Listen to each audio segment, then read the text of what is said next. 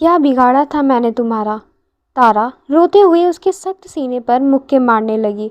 उसकी आवाज़ में वो दर्द था जो किसी को भी रुला दे। पहले तुमने मेरा गाँव छीना, मेरे लोगों का ईमान खरीदा, मेरा वो गुरूर, मेरा वो विश्वास टूट टुकड़ों में तोड़ दिया।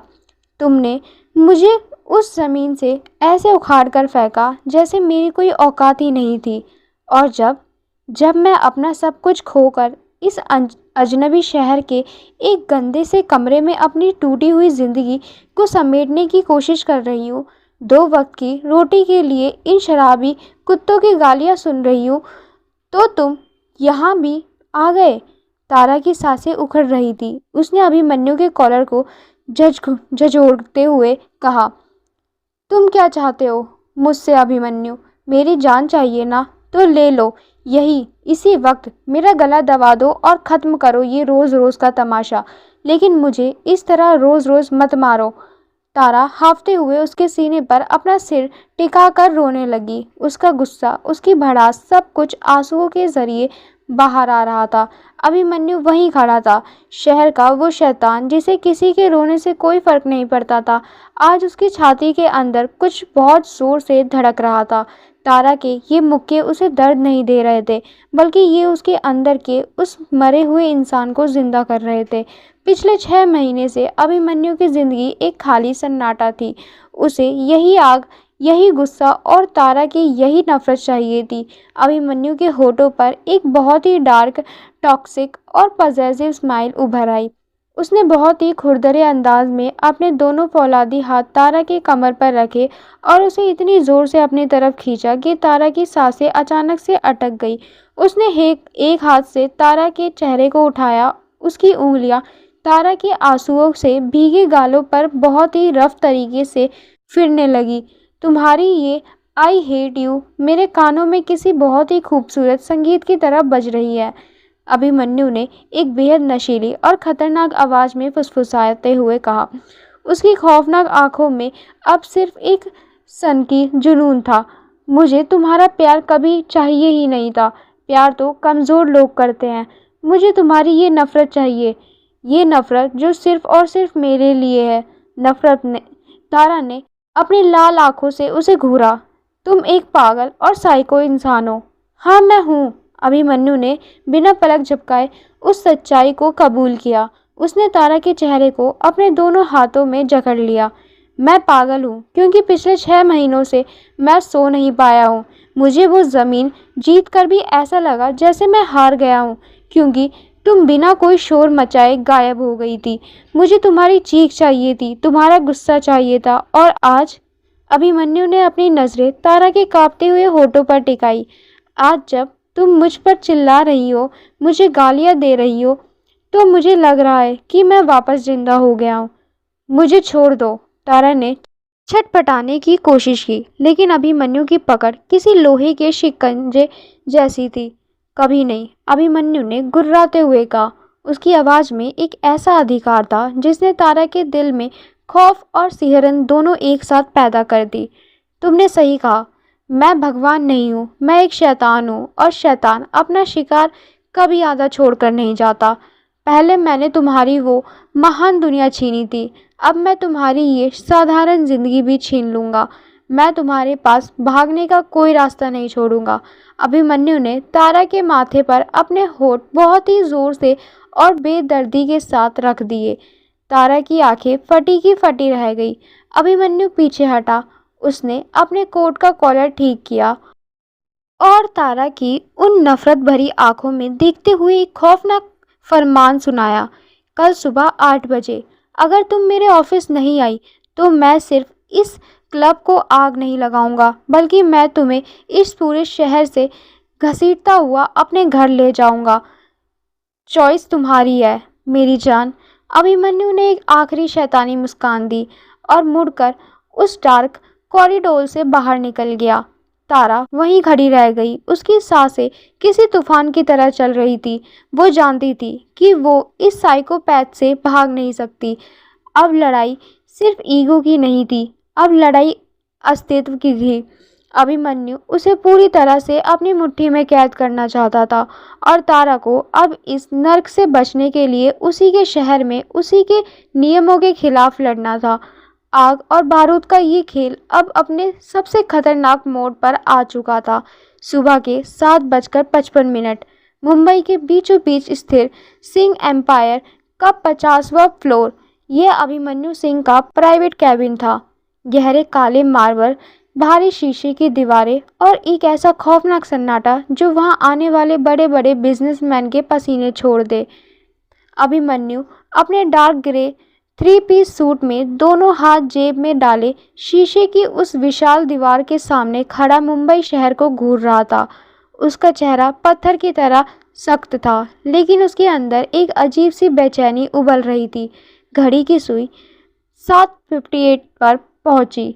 अगर 8 बजे तक वो लड़की इस कैबिन के दरवाजे से अंदर नहीं आई तो अभिमन्यु सच में उस पूरे क्लब को आग लगाने वाला था।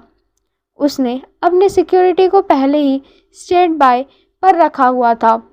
उसका सनकीपन अब सारी हदें पार कर चुका था। ठीक 8 बजे कैबिन का भारी महोगन का दरवाज़ा एक हल्की सी क्लिक के साथ खुला। अभिमन्यु ने अपनी गर्दन बहुत ही धीमी और शिकारी जैसी चाल में पीछे घुमाई। दरवाजे पर तारा खड़ी थी। उसने कोई कॉर्पोरेट कपड़े नहीं पहने थे। वो उसी पुरानी हल्की सी घिसी हुई सफ़ेद कुर्ती और नीले रंग की जींस में थी। उसके बाल एक रफ चोटी में बंधे थे। उसकी आंखों के नीचे डार्क सर्कल्स थे जो बता रहे थे कि वो रात भर सोई नहीं थी। लेकिन उसकी उन आंखों में कल रात वाली लाचारी नहीं थी। वहाँ एक ठंडी सुलगती हुई आग थी। वो भागने के बजाय उस शैतान की मांद में सीधा चलकर आई थी। अभिमन्यु के होठों पर एक बहुत ही खौफनाक और विजेता वाली डार्क स्माइल उभर आई। उसका दिल जिसे सुकून की तलाश थी वो इस लड़की को सामने देखकर अचानक से शांत हो गया। वेलकम टू माय वर्ल्ड तारा। अभिमन्यु अपनी जगह से मुड़ा और बहुत ही नवाबों वाली चाल चलते हुए अपने भारी लेदर चेयर के पास आया। तारा ने कैबिन का दरवाज़ा बंद किया और बिना कोई झिझक दिखाए सीधे चलकर अभिमन्यु की मेज के सामने आकर खड़ी हो गई। उसने ना कोई गुड मॉर्निंग कहा, ना ही कोई खौफ दिखाया। काम बताओ। तारा की आवाज़ इतनी रूखी और स्पार्ट थी जैसे वो किसी मशीन से बात कर रही हो। मुझे झाड़ू पोछा लगाना है, तुम्हारी गंदी फाइल्स उठानी है या तुम्हारे इस महल की रखवाली करनी है? तुमने मुझे यहाँ एक नौकरानी बनने के लिए ही बुलाया है ना? तारा ने इन सीधे और तीखे शब्दों में ने अभिमन्यु की उस स्माइल को थोड़ा और गहरा कर दिया। नौकरानी? अभिमन्यु ने अपनी मेज की दराज खोली और उसमें एक मोटी सी ब्लैक फाइल निकालकर मेज पर फेंक दी। फाइल फिसलती हुई सीधा तारा के सामने जाकर रुकी। मैं तुम्हें इतना सस्ता काम क्यों दूंगा तारा? तुम मेरी सबसे खास दुश्मन हो। तुम्हारे लिए मैंने एक बहुत ही स्पेशल पोजीशन चुनी है। तारा ने अपनी नज़रें नीचे की और उस फाइल को खोला। उस पर लिखा था employment contract exclusive personal assistant. Tara ने पत्ते पलटने शुरू किए। जैसे जैसे वो शर्तें पढ़ रही थी उसका खून खौलने लगा। शर्त नंबर 1, एम्प्लॉय 24 घंटे 7 दिन बॉस के लिए उपलब्ध रहेगी। कोई छुट्टी नहीं, कोई पर्सनल लाइफ नहीं। शर्त नंबर 2, एम्प्लॉय बॉस के साथ उसी के पेंट हाउस में रहेगी। शर्त नंबर 3, कॉन्ट्रैक्ट तोड़ने की सज़ा 100 करोड़ का जुर्माना होगा, जिसे ना चुकाने पर एम्प्लॉय कानूनी रूप से जेल जाएगी। ये कोई नौकरी का कॉन्ट्रैक्ट नहीं था, ये एक खुलेआम गुलामी का खत था। अभिमन्यु उसे अपने ऑफिस से लेकर अपने घर तक हर जगह अपनी आंखों के सामने रखना चाहता था। तारा ने फाइल जोर से मेज पर पटकी। ये क्या बकवास है? तारा ने अभिमन्यु को घूरते हुए कहा। तुम चाहते हो कि मैं तुम्हारे घर में तुम्हारे साथ रहूं, 24 घंटे तुम्हारी शक्ल बर्दाश्त करूं? तुम सच में एक बीमार और साइको इंसान हो। अभिमन्यु ने अपने दोनों हाथ मेज पर रखे और तारा की तरफ हल्का सा झुका। मैंने कहा था ना। अभिमन्यु की आवाज़ में एक खतरनाक जहर था। मैं तुम्हें तिल तिल कर तड़पाऊंगा। तुम गांव में बहुत आज़ाद उड़ती थी ना, अब तुम्हारी सांसें भी मेरी मर्जी से चलेंगी। जब मैं कहूँगा तुम उठोगी, जब मैं कहूँगा तुम बैठोगी। तुम्हारी पूरी ज़िंदगी सिर्फ एक शब्द के इर्द गिर्द घूमेगी, यस बॉस। तारा ने अपनी मुट्ठियाँ कस ली। उसका मन कर रहा था कि मेज पर रखा पेपर वेट उठाकर इस शैतान के सिर पर दे मारे और उससे अगर मैं ये साइन ना करूँ तो। तारा ने चुनौती दी। तो तुम्हें पता है कि मैं क्या कर सकता हूँ? अभिमन्यु ने आराम से अपनी कुर्सी पर बैठते हुए कहा। वो क्लब, तुम्हारे वो गरीब दोस्त जो कल रात तुम्हें बचाना चाहते थे, वो सब आज शाम तक राख में बदल जाएंगे। तुम मुझे जानती हो तारा, मैं धमकियां नहीं देता। कमरे में एक भारी सन्नाटा छा गया। तारा जानती थी कि ये आदमी किसी की भी जान लेने से पहले एक सेकंड नहीं सोचेगा। तारा ने एक गहरी सांस ली। उसने अपना सिर उठाया। उसकी आंखों में कोई हार नहीं थी, बल्कि एक ऐसी खूनी जिद थी जिसने अभिमन्यु के अंदर एक अजीब सी हलचल पैदा कर दी। तारा ने आगे बढ़कर अभिमन्यु के पेन स्टैंड से एक महंगा गोल्डन पेन निकाला। उसने फाइल के आखिरी पत्ते को पलटा और बिना कोई सेकंड सोचे, बिना हाथ कांपे अपने हस्ताक्षर उस गुलामी के कागज पर कर दिए। उसने फाइल को बंद किया और पेन को मेज पर जोर से फेंक दिया। जिस्म और वक्त खरीद सकते हो मिस्टर सिंह, तारा ने बहुत ही ठंडे और खौफनाक अंदाज में कहा, लेकिन मेरी नफरत वो हमेशा मेरी रहेगी। तुम मुझे अपने घर में रख लो या अपने कैबिन में, लेकिन मैं रोज़ तुम्हें ये एहसास दिलाऊंगी कि तुम एक इंसान नहीं, एक घिनौने राक्षस हो। ये शब्द सुनकर कोई और बॉस होता तो उसे नौकरी से निकाल देता, लेकिन अभिमन्यु, वो अपनी कुर्सी से उठा। वो मेज का चक्कर लगाकर बहुत ही धीमी चाल में तारा के बिल्कुल करीब आ गया। तारा पीछे नहीं हटी। अभिमन्यु ने तारा के चेहरे के बिल्कुल पास आकर अपना चेहरा झुकाया। उसकी डार्क परफ्यूम और सिगार की हल्की सी महक तारा की सांसों में घुलने लगी।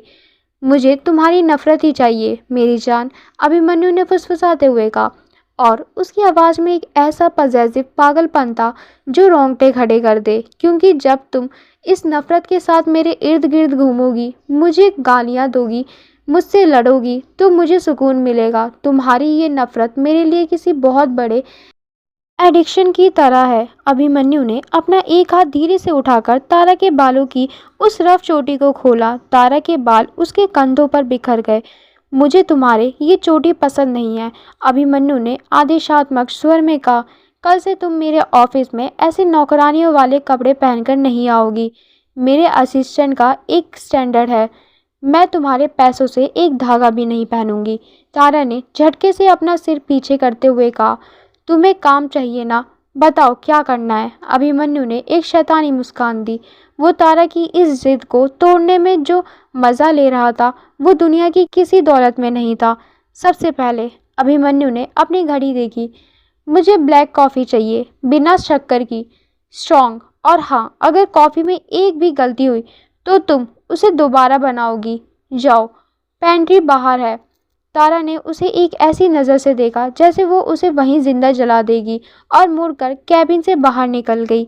10 मिनट बाद तारा कैबिन में वापस आई। उसके हाथ में एक कॉफ़ी का मग था। वो सीधे अभिमन्यु की मेज के पास आई और उसने वो कॉफ़ी का मग इतनी ज़ोर से मेज पर पटक दिया कि गर्म उबलती हुई ब्लैक कॉफ़ी छलक कर सीधा अभिमन्यु के हाथ पर जा गिरी। अभिमन्यु की स्किन जलने लगी, लेकिन उस खूंखार इंसान ने उफ तक नहीं की। उसने अपना हाथ पीछे नहीं हटाया। वो बिना पलक झपकाए तारा की उन सुलगती हुई आंखों को देखता रहा। तारा की सांसें तेज थी। उसने जानबूझकर ऐसा किया था ताकि वो इस आदमी को दर्द दे सके, लेकिन इस इंसान को कोई फर्क ही नहीं पड़ रहा था। अभिमन्यु ने बहुत ही आराम से अपना वो जला हुआ हाथ उठाया और कॉफ़ी का मग पकड़ लिया। उसने उस उबलती हुई कॉफ़ी का एक घूंट लिया। कॉफ़ी इतनी कड़वी और स्ट्रॉन्ग थी कि किसी आम आदमी का गला जल जाए। अभिमन्यु ने मग नीचे रखा और एक बहुत ही डार्क स्माइल दी। परफेक्ट, अभिमन्यु ने अपनी काली आंखों से तारा को घूरते हुए कहा। बिल्कुल तुम्हारी जुबान जैसी कड़वी। तारा वहीं भूत बनकर खड़ी रह गई। सिंह एम्पायर के 50वें माले पर पिछले एक हफ्ते से जो हो रहा था वह किसी भी आम इंसान के लिए पागलपन से कम नहीं था। पूरे ऑफिस का स्टाफ खौफ में जी रहा था।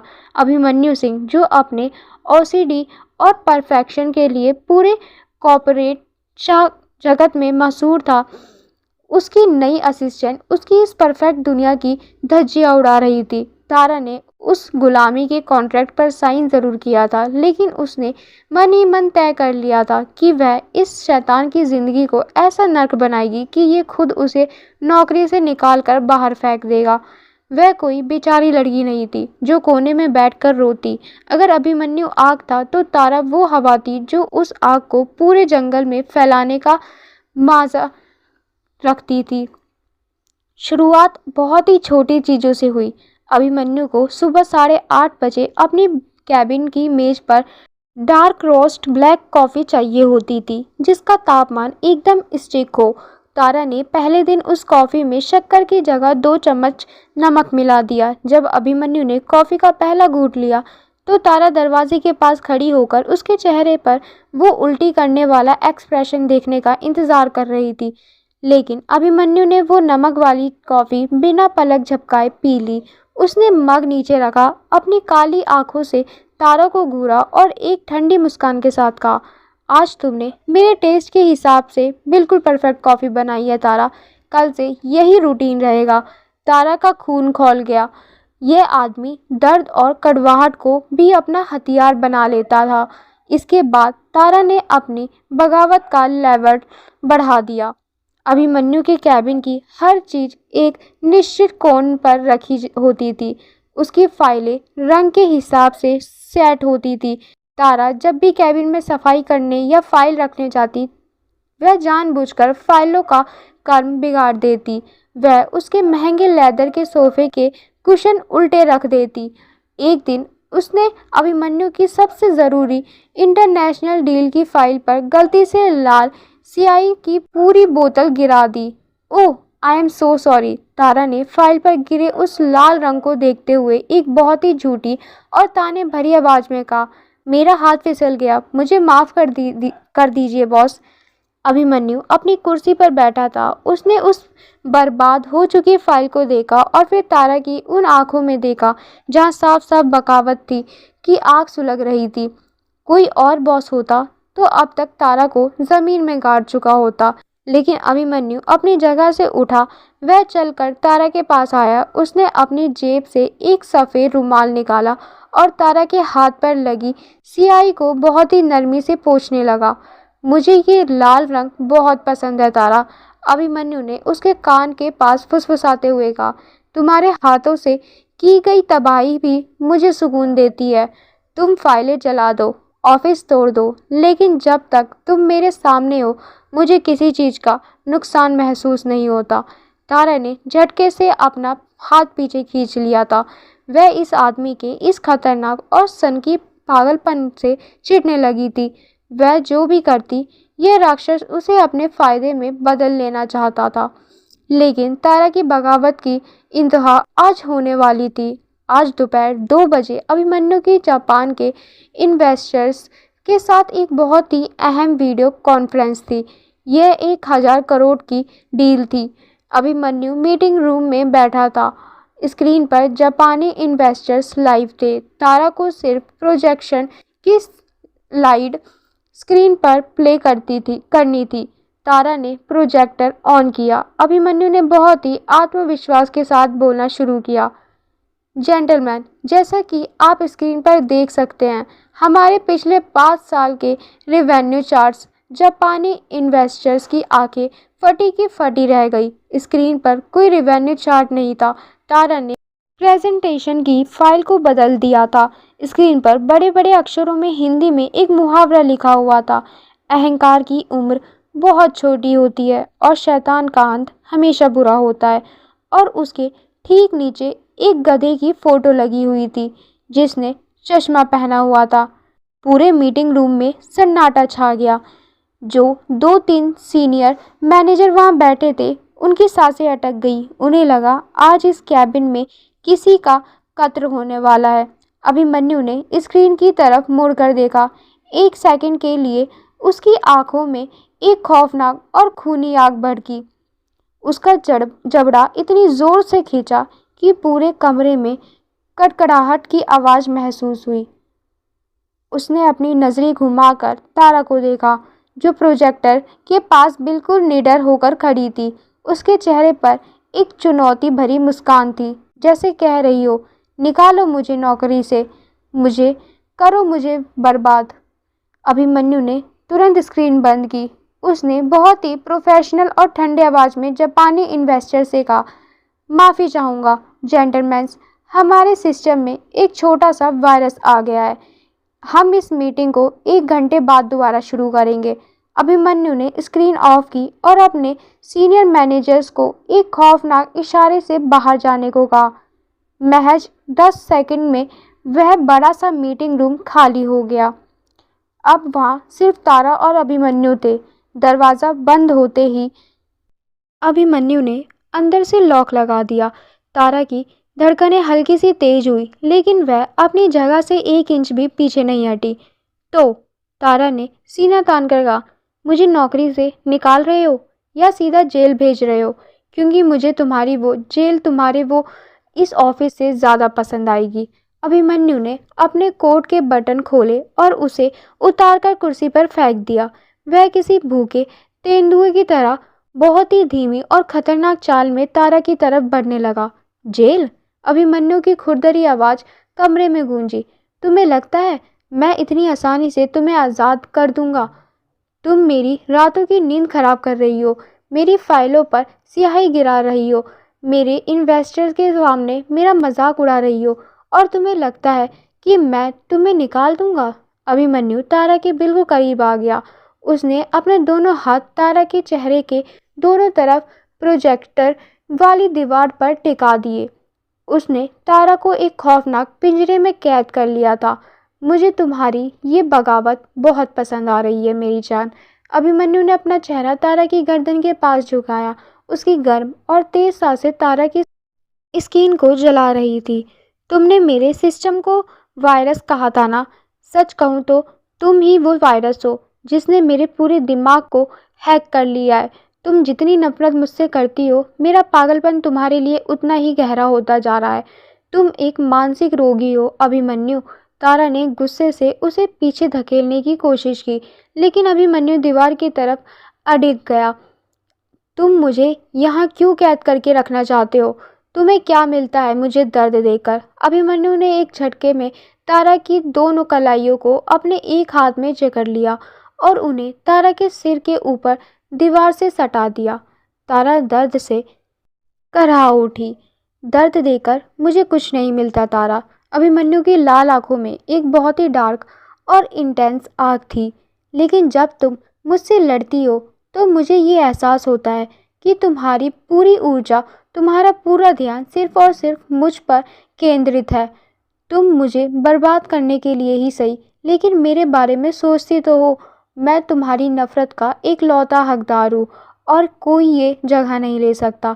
तारा की आंखों में आंसू आ गए, लेकिन उसने उन्हें बहने नहीं दिए। वह इस राक्षस के सामने कमज़ोर नहीं पड़ना चाहती थी।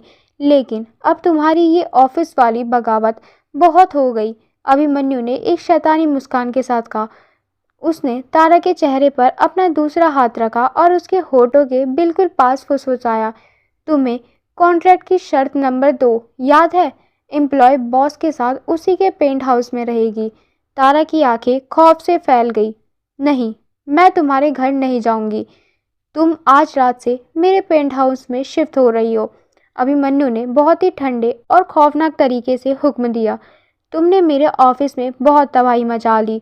अब चलो और मेरे घर को तबाह करके दिखाओ। मुझे देखना है कि जब हम एक ही छत के नीचे, एक ही बंद दरवाजे के पीछे होंगे, तब तुम्हारी ये बगावत कितनी टिकती है। अभिमन्यु ने तारा की कलाइयों को छोड़ दिया। वह पीछे हटा और अपनी टाई को ठीक करते हुए दरवाजे की तरफ बढ़ा। आज शाम 7 बजे मेरी गाड़ी तुम्हें लेकर मेरे पेंट हाउस जाएगी। अगर तुमने भागने की कोशिश की तो मैं तुम्हें चैन से सांस नहीं लेने दूंगा। अभिमन्यु कैबिन से बाहर निकल गया और तारा वहीं दीवार के सहारे बेबस खड़ी रह गई। उसने सोचा था कि वह इस इंसान को तंग करके आज़ादी पा लेगी, लेकिन उसकी हर एक गलती ने इस शैतान के जाल को उसके इर्द गिर्द और भी ज़्यादा कस दिया था। शाम के ठीक 7 बजे मुंबई की सबसे ऊंची और वीआईपी बिल्डिंग का 70वां फ्लोर। ये अभिमन्यु सिंह का प्राइवेट पेंट हाउस था। पूरा घर डार्क थीम पर बना था। काले मार्बल का फर्श, ग्रे दीवारें और शहर का नज़ारा दिखाने वाला छत से जमीन तक की विशाल शीशे की दीवारें। तारा को अभिमन्यु के गार्ड्स लेकर आए थे। जैसे ही वो अंदर दाखिल हुई, गार्ड्स ने बाहर से भारी दरवाज़ा लॉक कर दिया। क्लिक की आवाज़, वो आवाज़ पूरे सन्नाटे में गूंजी। सामने शहर की जगमगाती रोशनी के बैकग्राउंड में अभिमन्यु खड़ा था। उसने अपना कोट उतार दिया था। ब्लैक शर्ट की स्लीव्स कोहनी तक मोड़ी हुई थी और हाथ में क्रिस्टल का ग्लास था जिसमें महंगी विस्की झलक झलक रही थी। उसका वो डोमिनेटिंग और खूंखार ऑरा किसी को भी घुटनों पर ला सकता था। Welcome home darling. अभिमन्यु ने पलटकर एक बेहद डार्क और शिकारी वाली स्माइल दी। उसने सोचा था कि तारा अब डरेगी, इस आलीशान लेकिन खौफनाक पिंजरे को देखकर रोएगी या फिर से उस पर चीखेगी। लेकिन तारा बिल्कुल शांत थी, वो खौफनाक हद तक शांत थी। उसने पूरे पेंट हाउस में नज़र दौड़ाई, फिर उसने अपना वो सस्ता सा बैग एक झटके में फर्श पर फेंका। उसकी आंखों में कोई बगावत नहीं थी, बल्कि एक ऐसी खामोश आग थी जो तूफान से पहले आती है। तारा बहुत ही रिलैक्स चाल में चलती हुई सीधे उस बड़ी सी शीशे की दीवार के पास गई, जहाँ से 70 मंजिल नीचे का शहर चींटियों जैसा दिख रहा था। ये शीशा बुलेट प्रूफ है ना? तारा ने शीशे पर अपनी उंगली फेरते हुए बिना मुड़े पूछा। अभिमन्यु ने अपनी आईब्रो उठाई। हाँ, इस घर का चप्पा चप्पा हाई सिक्योरिटी है। तुम यहाँ से भागने के बारे में सोच भी नहीं सकती। तारा ने अपनी गर्दन घुमाई। उसके होठों पर एक बहुत ही अजीब, जहरीली और शातिर स्माइल आ गई। भागना? तारा हंस पड़ी। तुम अभी भी मुझे समझे नहीं अभिमन्यु।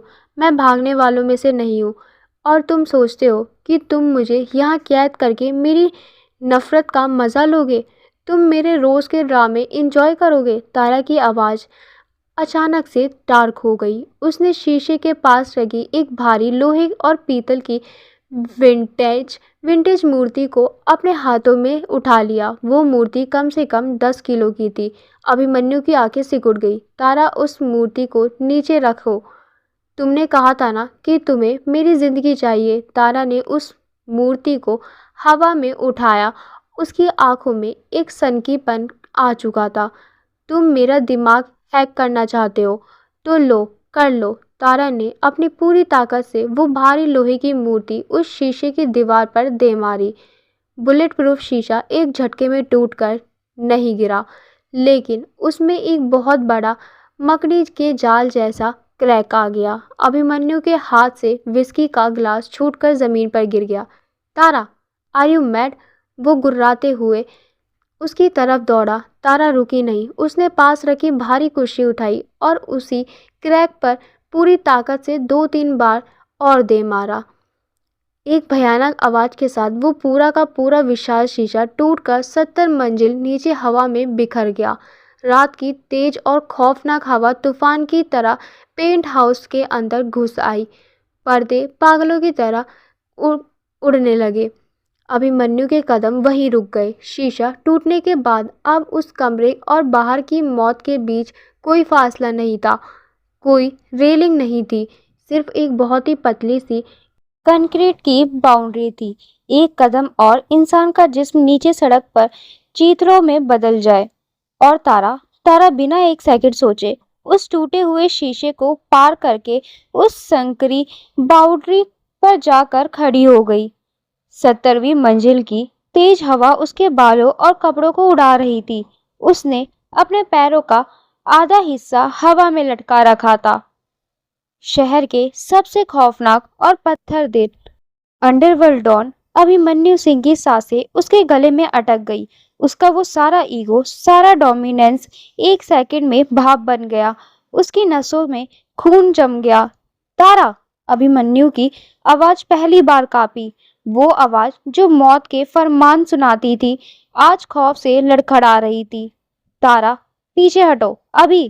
तारा ने नीचे उस गहरी खाई जैसे शहर को देखा और फिर पलटकर अभिमन्यु की उन डरी हुई आंखों में देखा। तारा के होठों पर जो मुस्कान थी वो किसी भी शैतान को मात दे सकती थी। तुम्हें मेरी जिंदगी चाहिए थी ना अभिमन्यु सिंह, तारा ने तूफानी हवा के बीच जोर से चिल्लाते हुए कहा। तुम्हें मुझे अपनी जिद बनाना था। तुम मेरे शरीर को कैद कर सकते हो, मेरी रूह का फैसला सिर्फ मैं करूंगी।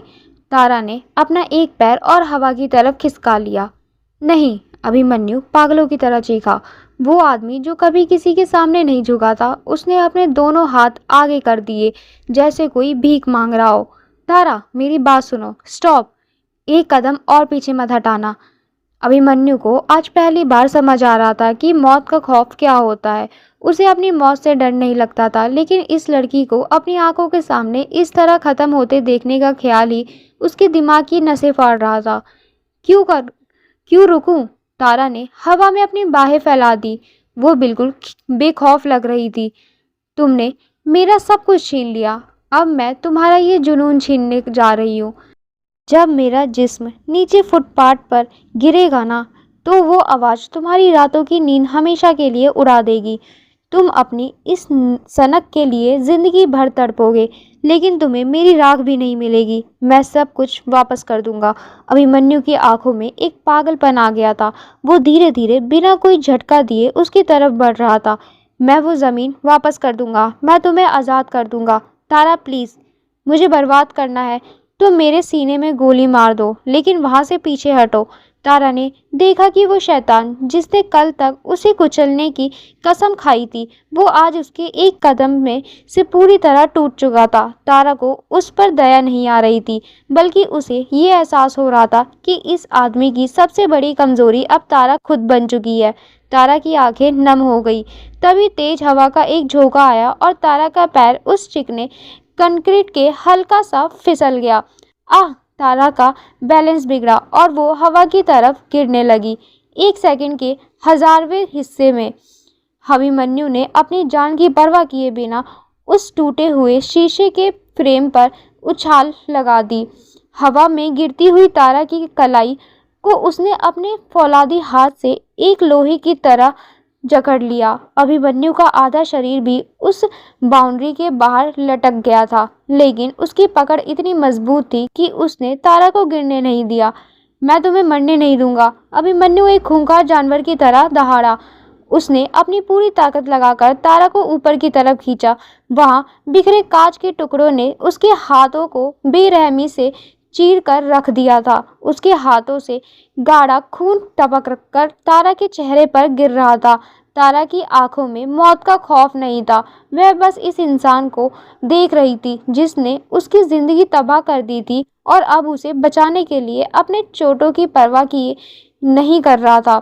दिमाग में बस एक ही सवाल चल रहा था, आखिर क्यों? उसे पूरी तरीके से बर्बाद करने के बाद ये सब नाटक क्यों?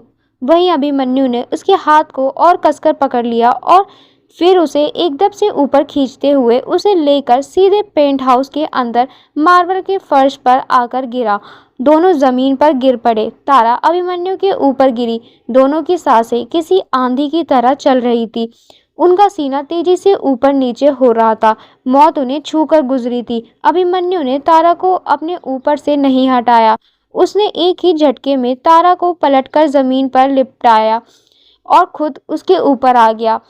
अभिमन्यु की आंखें पूरी तरह से लाल थी। उसका पूरा शरीर कांप रहा था। उसका वो घमंड, वो अकड़, सब कुछ उस एक पल में खौफ में राख हो चुका था। उसने अपने दोनों हाथों से तारा के चेहरे को जकड़ लिया। उसकी उंगलियां तारा के गालों में लगभग चुभ रही थी। तुम्हारी हिम्मत कैसे हुई? अभिमन्यु पागलों की तरह चीखा। उसकी गर्म सांसें तारा के होठों पर टकरा रही थी। तुमने मेरी सांसें रोक दी थी। तुम्हारी हिम्मत कैसे हुई मेरी अमानत को मुझसे दूर करने की? तारा भी उसी इंटेंसिटी के साथ उसे घूर रही थी। मैं तुम्हारी अमानत नहीं हूँ मिस्टर अभिमन्यु सिंह, बल्कि तुमने मुझे एक गुलाम बनाया है। तुम मेरी अमानत हो। अभिमन्यु की आवाज़ में अब वो टॉक्सिक और डार्क जुनून अपने चरम पर था। आज तुमने साबित कर दिया कि तुम पागल हो और एक पागल इंसान को सिर्फ एक साइको ही कंट्रोल कर सकता है। उसने झटके से तारा को कुछ और बोलने का मौका ही नहीं दिया। उसने बहुत ही खौफनाक बेदर्दी और एक भूखे जानवर जैसी शिद्दत के साथ उसके होठ तारा के होठों पर रख दिए। उसकी इस हरकत की वजह से तारा की आंखें फटी की फटी रह गई। तारा ने पहले उसे सीने से धकेलने की कोशिश की, उसने अपनी मुट्ठियां उसके कंधों पर मारी, लेकिन अभिमन्यु का वो जंगली और वो खौफनाक अधिकार तारा के होठों को चीरता हुआ उसकी रूह में उतर रहा था। लेकिन उसकी इस जबरदस्ती से तारा की आंखों में आंसू निकलने लगे थे।